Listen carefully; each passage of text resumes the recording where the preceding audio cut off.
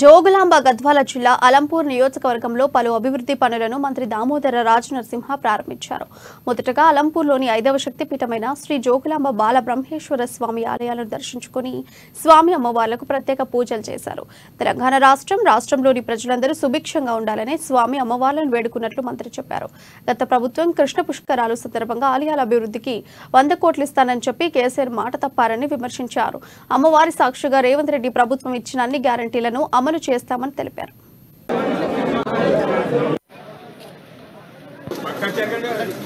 ఆ నేపథ్యంలోనే ఈరోజు కొన్ని ప్రారంభోత్సవాలు, రివ్యూ మీటింగ్లు ఆలంపూర్లో, గద్వాల్లో ప్రతి జిల్లా నిమిత్తం పర్యటిస్తాము. సంక్షేమాలు అందియాలి, అభివృద్ధి చేయాలి. అన్నిట్లో ముఖ్యంగా ప్రజాస్వామ్యం పరిడిల్లాలి.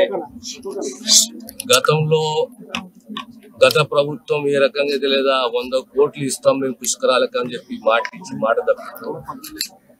కానీ ఈరోజు అమ్మవారి సాక్షిగా